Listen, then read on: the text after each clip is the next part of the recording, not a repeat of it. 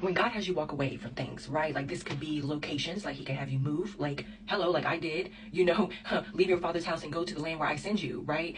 He could have you leave relationships, jobs, when he tells you to move and you move, right? I need you guys to understand the way that God restores you on his timing, but the way that God restores you is exceedingly abundantly beyond all you could think or ask. In 2 Kings 8, we find the story of a woman who literally had to walk away from everything she owned.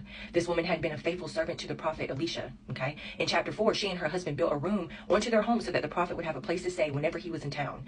Elisha, wanting to repay her, spoke a word over her life, and she and her husband were blessed against all odds with a son, okay? Later, that same son they were blessed with died, but this woman's faith never waned. She went to the prophet to beg for her son's life, and it was miraculously restored. Now, in chapter 8, she was getting ready to go through yet another crisis, and the one constant thing she still had going for her was that her faith was strong. Elisha told her to leave her home and find somewhere to live in another land because the Lord was going to cause a 7-year famine, right? So here we have this woman who was once very wealthy. Okay, she had to go through a period when her child was sick until death. She had evidently lost her husband. Okay, and now she was about to lose her home. Her faith was strong, but she was still going through her share of struggles. Okay, yet in spite of it all, we see her bouncing back strong. When she got back to town, at the end of them 7 years, y'all, when she got back to town, she went to see the king to ask for the return of her land. She got back everything she had lost, plus the profit the land produced from the day she left until the day she returned. So 7 years worth of profit. Okay, let me encourage you as I encourage myself. There will be some ups and downs in all of our lives. Okay, some days we'll feel like we're on top of the world. Other days we'll wonder, where is God? Amen. Do not fear. God is still right there. You may not know how or when, but he will give you the power to bounce back because of her faith.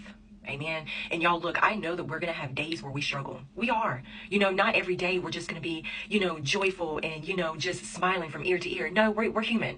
Okay, we're going to have our days where we feel kind of down, right? We're going to have our days where we're looking at our physical situation like, all right, Lord, like just like it said in the devotional, like, where are you, God? You know what I'm saying? But I need you guys to understand that when you're moving for the Lord, and I'm not even necessarily talking about like an actual physical move, although that does apply sometimes. He will tell you, hello, he will tell you to up and leave, okay?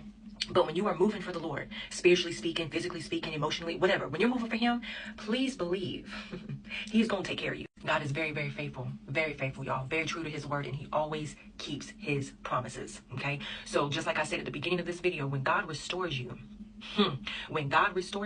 it is going to blow your mind. And for this devotional, y'all, it's titled Joy Filled for April 25th, okay? My desire is to fill you with joy and peace, amen? In receiving my grace, I fill you with my spirit who will enable my joy and peace to freely flow through you, okay? Simply come into my presence and rest in me. I will supply you with everything you need and strengthen you with my joy, okay? Search for me at all times and in all circumstances. I will be your peace as you trust in me. I will never fail you. Okay, it may seem like it, but I see your life from beginning to end. Okay, not just the moment that is consuming you with fear. Okay, as your faith presses through your fear, you will find a joy that is unspeakable. I am the God of hope. Hope in that truth and be certain of what I have promised you. Okay, my hope is the foundation of your joy. Life will be filled with trials and troubles. Come on now, but I prepare a way through it all that leads to victory. I want you to live each moment of your life filled with faith and joy, resting in my promises. Okay, I want you to take comfort in knowing that I am with you to rescue you and to give you a future and a hope. When you are weak, simply allow me to fill you with my joy, and you will have all the strength you need to take the next step of faith. Amen. And the verse is Nehemiah 8:10. Don't be dejected and sad, for the joy of the Lord is your strength.